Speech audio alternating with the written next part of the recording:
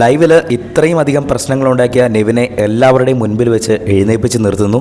Season 4 റോബിനെയൊക്കെ പുറത്താക്കിയില്ലേ, അപ്പോൾ റോബിനോട് പറഞ്ഞ അതേ ഡയലോഗുകളൊക്കെ നെവിൻ്റെ അടുത്ത് പറയുന്നു. സീരിയസ് ആയിട്ട് തന്നെ നെവിൻ്റെ അടുത്ത് കുറച്ച് കാര്യങ്ങൾ പറയാണ്.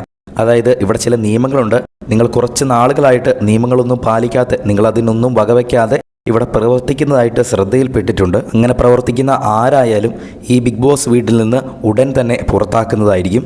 ഇത് ടിക്കറ്റ് ടു ഫിനാലെ വീക്കാണ്.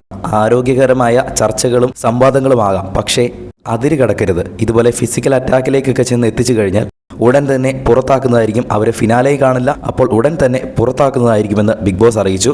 അത് കഴിഞ്ഞ് നെവിൻ്റെ അടുത്ത് പറയുകയാണ്, ഇത് നെവിൻ്റെ ലാസ്റ്റ് വാണിംഗ് ആണ്. നെവിൻ ഇനി ഇത് ആവർത്തിച്ചു കഴിഞ്ഞാൽ നെവിനെ ഉടൻ തന്നെ പുറത്താക്കുമെന്നാണ് പറഞ്ഞത്.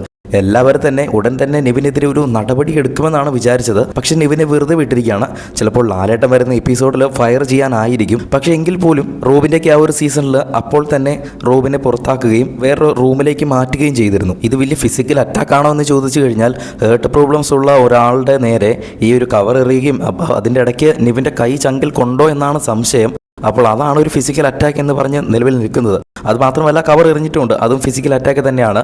പക്ഷെ അങ്ങനെ ഹെയർട്ട് പ്രോബ്ലംസ് ഉള്ള ഒരാളെ ഒരു പ്രഷർ സിറ്റുവേഷനിൽ നിന്നാൽ തന്നെ അയാൾക്കത് വളരെ ദോഷകരമായി ബാധിക്കുന്നതാണ്. അപ്പോഴാണ് ഇങ്ങനെ ഒരു ഫിസിക്കൽ അറ്റാക്ക് കൂടി ചെയ്തത്.